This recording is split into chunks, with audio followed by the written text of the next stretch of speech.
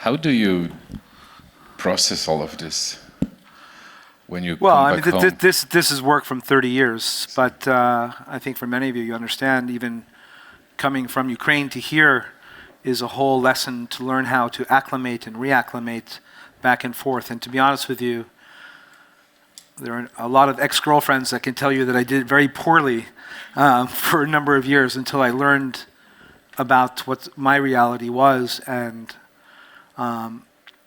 you know, like was said before, we are, myself, certainly have this incredible luxury that I can leave, right? So my reality is not a state of war at all times, like those of you that are living in Ukraine now. So I just needed to understand what my reality was and how to adjust to quote-unquote normal life. The second thing that's been incredibly valuable to me that happened early on, as I described, was realizing that the photographs don't often just disappear into the ether. Many of them do, but the idea, like when you have impact of some degree, the photographs are not being ignored, helps me a great deal to understand and to justify the reasons why I'm there. But that being said, you know, it's not all about the photographs, and I didn't say it during the conversation, but I think it's important to note, because often it's a question that I'm asked. The executions that you saw, the people who were killed in front of me, at that moment I was being told by all the soldiers not to take any photographs, not to do anything. They were killing people in front of a witness. They didn't care. And I felt that there was nothing that I could do to save them. It's a decision I made at the moment. I'll never know if it was right or not. But a few months earlier, during the war in Croatia, a similar situation happened where they executed somebody right in front of me. And as soon as I lifted up my camera, a gun was put to my head, and they said, if you take a photograph, we'll kill you. And I was so upset, obviously, first by the person being killed, and second, that there was no document, there was no evidence of what had happened to this person, that I said if I was ever in the unfortunate situation to witness that again, I had to do whatever I could to make sure that there was evidence of what happened. And there was. But, of course, was incredible when finally when I met the daughter, actually I've met all the people, all the relatives of all those people in the photographs, and I had been very much under the impression that they would be incredibly upset with me, would hate me for not saving their brother and mother and so on. And amazingly enough, the guy with his hands up, that man, his name is Harush Zabiri. He was a Macedonian, Albanian Muslim working in a pizza parlor who was just in the wrong place at the wrong time. He then was thrown from a window, and then when I went to find him the next day in the hospital, he wasn't there. And it took them 12 years, and eventually he was found in a mass grave identified by DNA. And I went to meet with his family, and his family had more copies of the photograph than I did, of all the different publications around the world. And they said to me, thank you for at least making sure that his life meant something in the end. Which I don't know if I would ever say that if the position was reversed, but it was pretty remarkable. And it is that understanding that this work that I do, that Pablo does, that many of you do, especially today when often it kind of goes out there into nowhereville and you have no idea, but we are affecting people. And affecting people now, and like we discovered, like 30 years later after both of those photographs, when you see the film, when it comes out next year, you will see all of these different things, different decisions people made based on their interaction with the photograph. And it shows, again, that the power of photography. I'm still processing your presentation, so since we have questions, I'm going to use the opportunity. Sabine?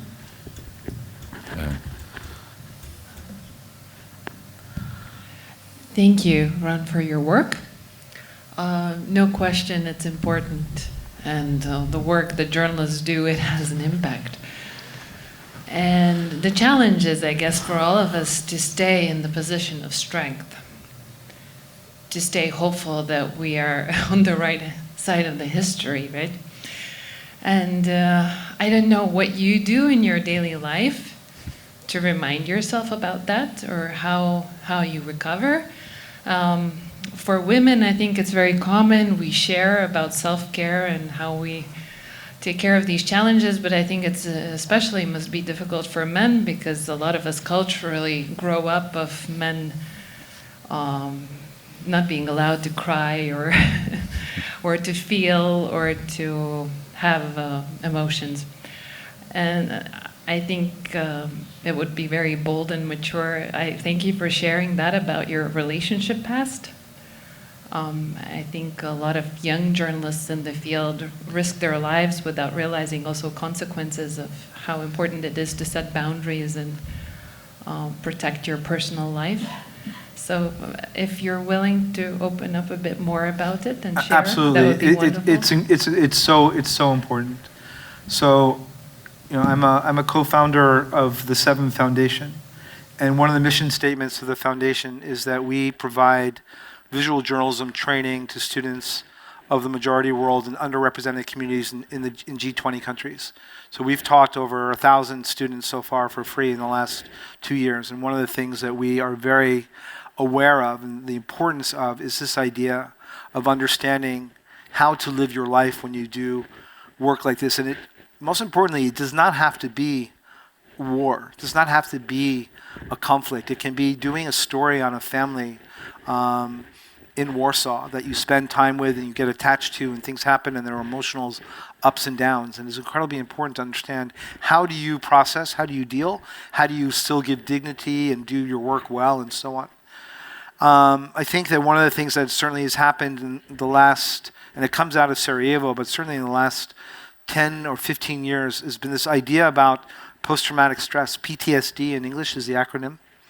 There was a doctor, a Canadian psychiatrist called Dr. Anthony Feinstein, who did a study on journalists and discovered that we have the same percentage of PTSD as soldiers do, which is pretty remarkable.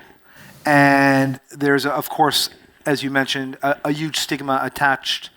This is where the cliche of the drunken journalist at the bar or on drugs or someone from Vietnam or elsewhere comes from, because people couldn't process it. It wasn't, especially for men, allowed to have any emotional connection. And so the first step is understanding that is a normal human reaction. The second step is to go to your immediate community to discuss, people that understand. Third is, if it continues, to seek professional help. And there are many amazing organizations like Rory Peck, like ACOS and others that will connect you with free therapy sessions and so on. And the idea that being emotional after witnessing some of these scenes is a weakness is ridiculous. For myself, and everybody finds their own methodology, for myself is like, if I break down crying while working, I can't work. And there's no point in me being there. But without question, day is over, back on the flight at home, I become very, very emotional in these things. At the same time, it's incredibly important, again, my own way of working, is that I still have to have an emotional connection to what I'm seeing, because it needs to come through in the way that I visually document it, because I want you, as the audience, to have an emotional connection. I don't want to photograph it so in a way that there's no emotion in the picture. Then the picture for me fails. So it's finding that fine line and figuring out how you're affected. And most importantly, especially for the younger photographers, especially for the ones that have been working for the last 9 months in Ukraine, and there's some amazing, amazing Ukrainian photographers working. It's a whole other situation to document something like this in your home. For myself, January 6th, 9/11, very small blips of what Palestinian photographers are going through and so on. And you have to learn how to process that, how to figure out a way to re-energize, be balanced, and realize also, if you're thinking about doing this long term, it also builds, and you have to pay attention to that. Zuza? You can also, like, if you want to ask a question, just, tell that to Olya, so she can keep a queue of this. Hi, Ron. Thanks once again for the presentation and for how you work. Actually, I want to go back to war in Ukraine because from February, from the start this year, we see a lot of photography, a lot of footage of videos that are done by both Ukrainian and Russian soldiers. And right now I'm wondering how does that affect this, maybe this is a democratic process of photography when we see all those photography on the TikTok, on the Instagram. How does that affect your work? And will it stop the war photography that we know from the past, from the conflict that you've been covering for the last years? It's a lot of questions from me, but can we avoid some misunderstanding when we have some photography made by the soldiers? Well, that's great. Actually, your second question puts the answer to the first question. So, for instance, like the TikTok video that came out of Bakhmut in the last few days, which is just phenomenal looking, right? What they're going through and so on, resembling photographs from World War I. For me, that's amazing as information. Like that would be a place, obviously, that I would want to get to. It has no denigration on the TikTok videos and so on that are coming out, that some are so pure, some of them are so detailed, they're diaries of soldiers, others are just like, look at us, this is what we saw so far. There's incredible value to that work. But let's not mix it up, the work that I do or Pavel and other photographers here. Those are videos by people that have a point of view and so on, which is you need to take into that perspective, but they're not authors. They're not thinking about their work. And most importantly, there's no way to guarantee that their work has any integrity in terms of, I don't know what they told the person, I don't know what's happening. And the difference, one of the main differences should be when you look at my work in the New York Times or the Kyiv Independent or so on, that they have rules that they're following, that these are real photographs. And I'm not saying social media is not real. I'm just saying that there's differences with authorship, there's differences with rules and so on, and so there's a room for both. But hopefully my work, maybe not necessarily this, but maybe a magazine piece you see that's very focused over 20 pictures with text and captions and so on, gives you information that somebody doesn't who's sitting in a trench. You get amazing information there, but it's one level. So people have been saying for a long time that iPhone, Android, social media, it's the death of photography, but it's not. And in fact, actually, I think more people are interested in visual imagery now because you're all photographers. We're seeing photography all the time. But again, it goes back to what I said in the beginning. How do I make my work rise to a level above to say something that I think is important? And that's the challenge for me, to engage you as an audience. So it's important. And it's also important, this is really important, strictly as audience members, myself included, we cannot be passive consumers of what we're watching. You have to do a little bit of research. Where did it come from? Who's saying this? Okay, it's coming from a Russian soldier. Is it propaganda? Is it real? Is it not? You have to do a little bit of research and see. You look at different media sites. Are they left? Are they center? Are they right?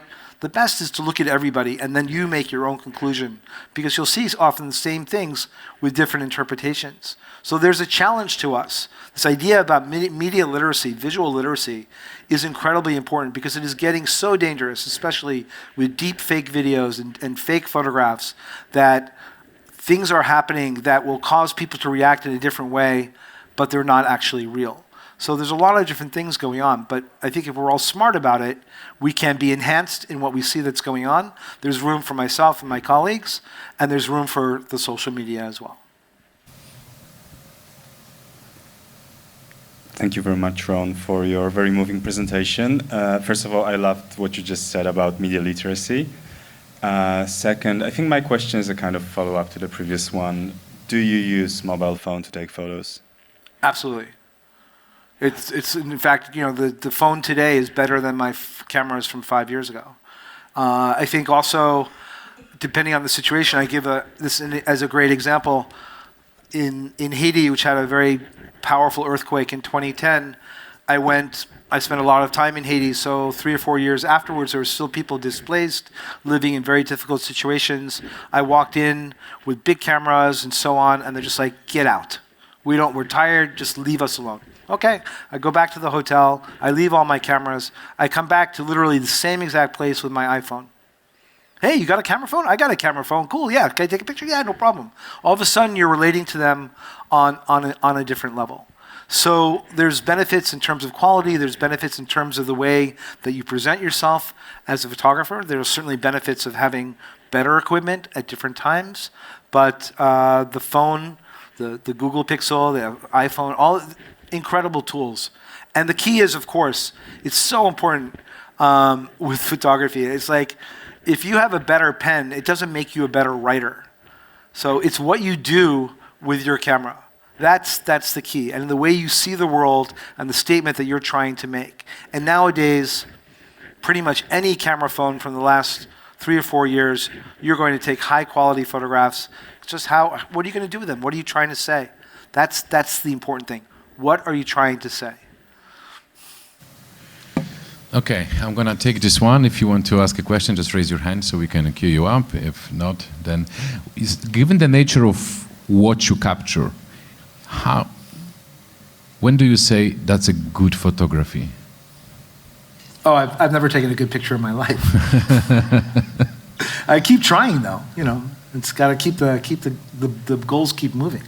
But it's actually interesting though, because in the world of painting, you have Impressionism and Modernism and so on. You have these different schools. It's not broken down exactly like that in photography, but if you look at photojournalism, using it as the small niche of photography, starting with the invention of the 35mm camera being used during World War II by people like Robert Capa and others, you see in the last 80 years the visual language changing. And it's changing because the audience is becoming more and more sophisticated. So it is up to us to kind of keep creating new visual languages to engage you. When social media is one of the primary interactions, to get you to stop, it's great you click and you swipe, but I would want you to stop and maybe write something and engage with the photograph. So it's not only the content, but it is the visual way that the photographer presents it that hopefully will stop you. And then if it can do that, then I think the photograph has succeeded. Then maybe you can label it a good photograph. Okay. Sue?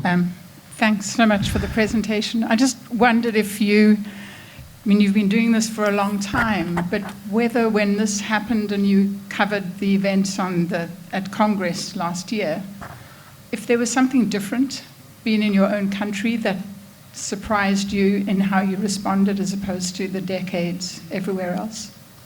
Well, I think actually what happened when witnessing this was immediately like, I've seen this before.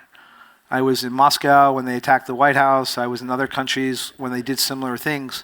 And it was a surprise without question, but it was also a final realization for those Americans that might be here, that America doesn't have the luxury to have this moral superiority over other countries. We are like other countries. And this is a perfect example. This is a human fallacy that crosses the line where politics get out of hand, rhetoric is extremely extreme, and in some ways it was a really good sort of peeling of the Band-Aid to say, look, America has a lot of work to do on itself before going off and preaching to others. It started really in 2000 with the debacle of the election then, and then leading up to 2021.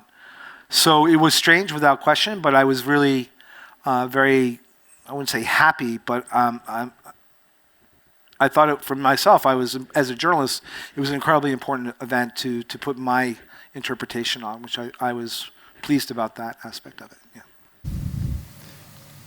Volya? Thank you, Ron, for your presentation, for your photos that inspire. me as a photographer and photo editors.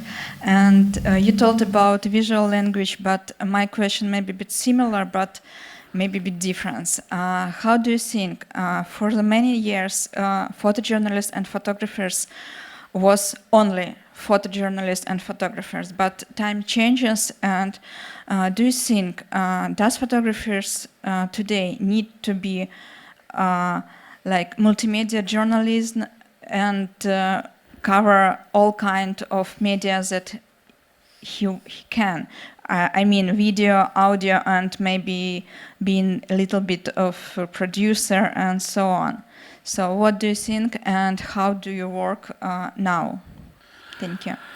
Well, I think that's a great question. And part of it is a business question. Part of it is just the way of communicating with the audience. So I think that, first of all, I think that the way the human mind works is that we remember things in still imagery. So I think still imagery will always be incredibly powerful. That being said, there are a number of things that don't resonate as well as just an image, that might need audio, that might need motion, but certainly would need text. I mean, don't forget, with photojournalism, every photograph needs to have context within the caption, and the caption is incredibly important.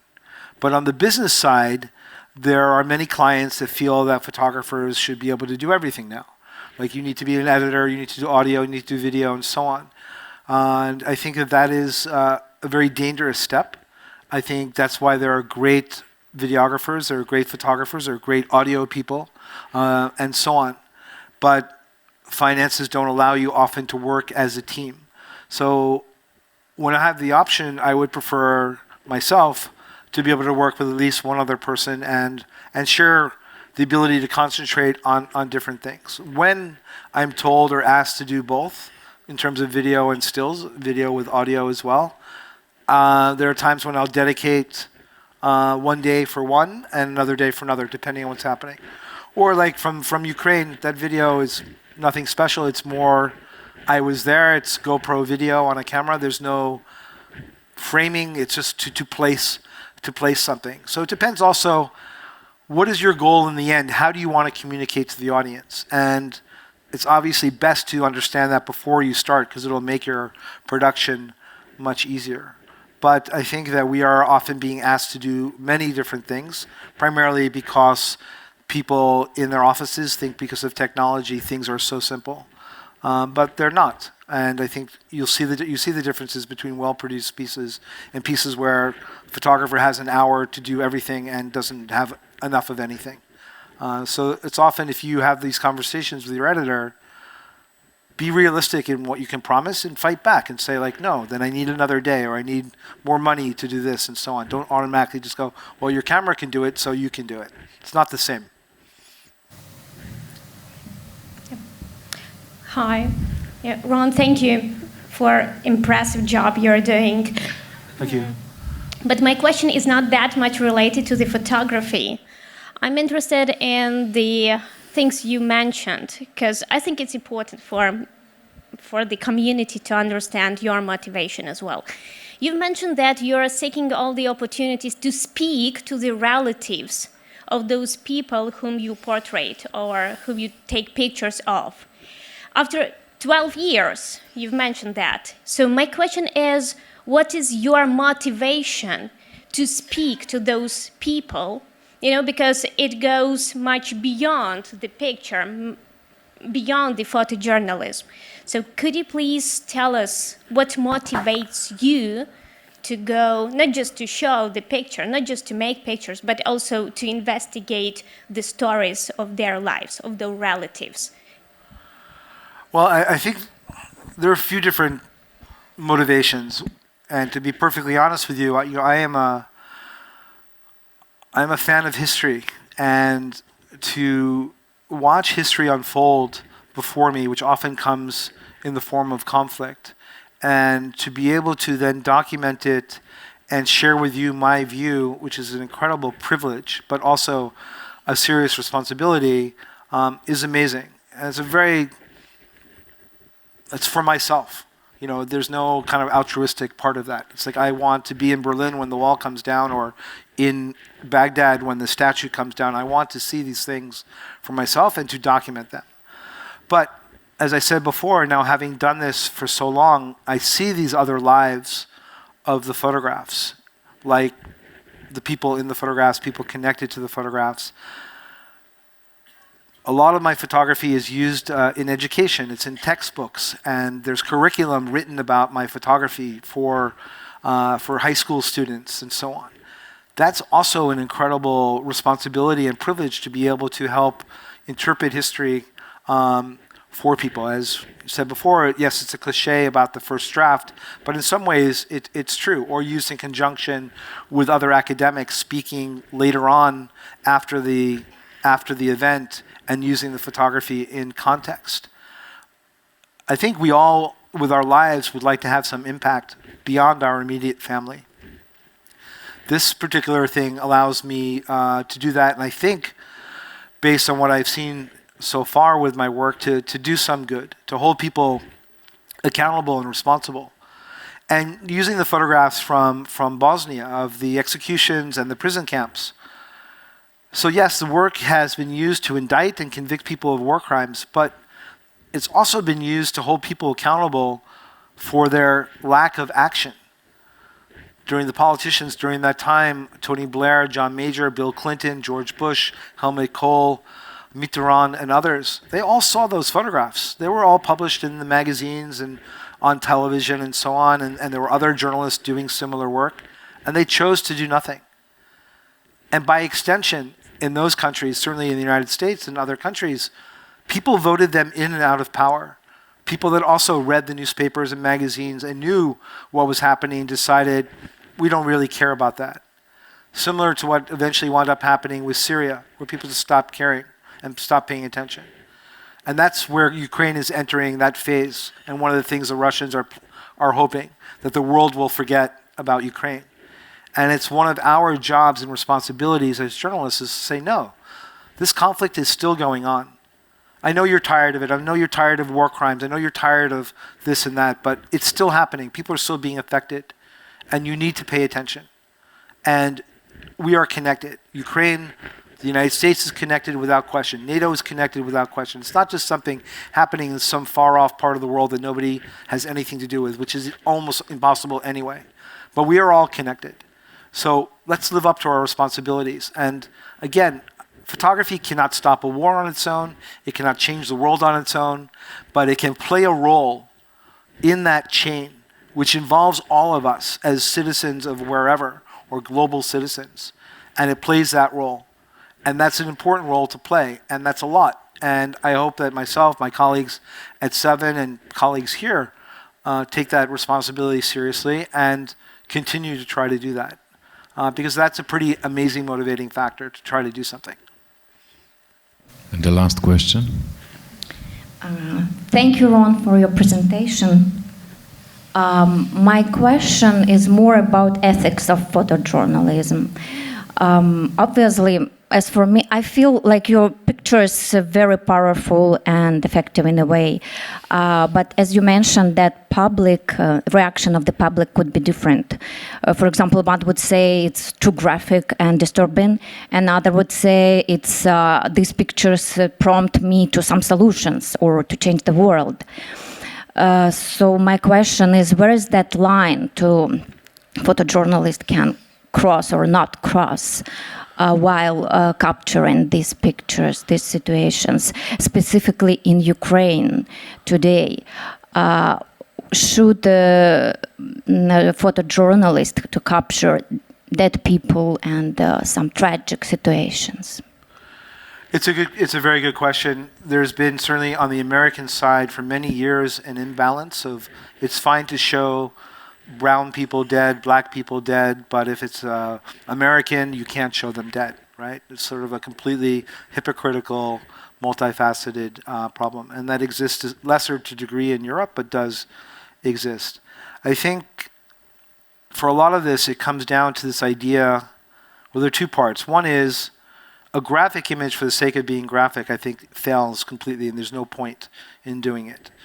So using a picture of a body and making it look like a autopsy photograph has no value photographically or anyway. my job as a photographer is to take a dramatic situation like that and photograph it in a way that you can consume it but still be affected by the power of it. But there are times when you show faces and other things, and this becomes now in today's world of social media, where it doesn't matter where you live, somebody you know will see the photograph or you see it. So what is our responsibility as photographers? And it's a really great question. And it comes down to, for me, it's the greater good versus the individual, and what's more important. And it's a combination of the idea that I should be out there photographing people with dignity and respect, but at the same time, I cannot be editing things out because I think somebody will be offended, because I think some of these photographs are incredibly important. And I use an example that I learned early on in my career. I was at a funeral in former Yugoslavia, standing outside while they were preparing the body to be buried. I thought I was being very respectful. They don't want me there. Mothers were crying. A mother was crying over her child and so on. And all of a sudden the door bursts out and the father comes out of the room and sees me standing there and starts yelling at me, "What are you doing here?" And he physically grabs me, I think to throw me out. No. He grabs me to bring me into the room and he says, "Photograph. Show the world what we sacrificed. This is my son. He died. I want people to know why he died." This is not somebody that had a heart attack because they ate too much cheese, right? This is a political death, what's occurring today in Ukraine, Syria, and other places. And people want there to be an acknowledgement that if their loved one has died, they want there to be understanding and for there to be some impact. And I've very unfortunately, throughout the world, have covered now several hundred funerals. Even in Ukraine, I was at 20 or 30 funerals. Nobody said no. They all understood it. As long as we're respectful and not standing there in front of the mother with a camera, but far back, let them grieve, but also to document, to show people what it means. Why? Because it's important for the mother in Berlin, the mother in New York, and so on, to see the suffering and sacrifice, because when it comes time for their politicians to make the choice, do we support or not?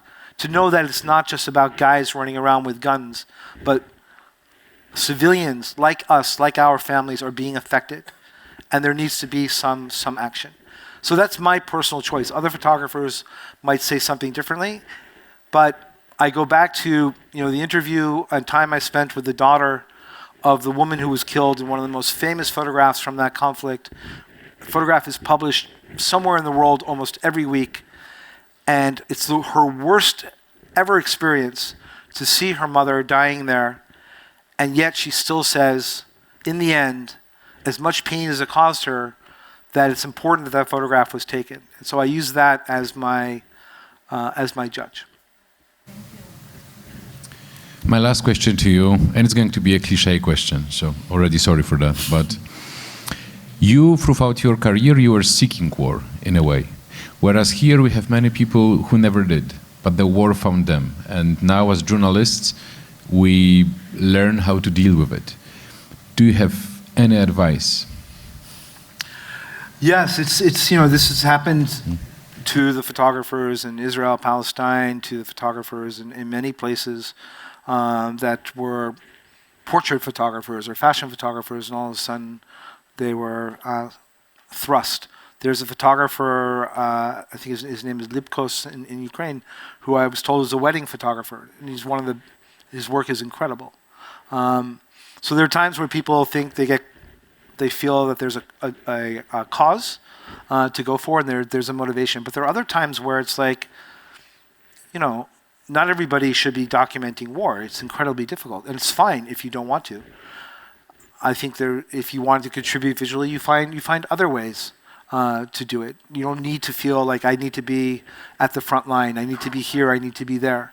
You find what you're comfortable with, because it's unfortunate, but it is possible that this will last for some time. And you have to have a life that you can appreciate and contribute to. Because using New York as an example, when the towers came down on 9/11, every photographer that was in New York went there. But they were not prepared emotionally whatsoever to witness what they were about to see.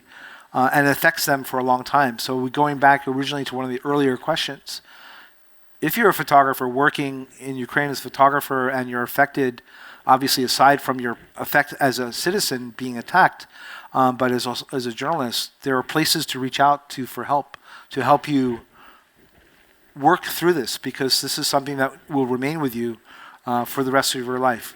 Hopefully this will be over soon, but it doesn't appear that way, and so you need to ensure that you can survive both mentally, emotionally, and physically as well. Thank you, Ron. Thank you.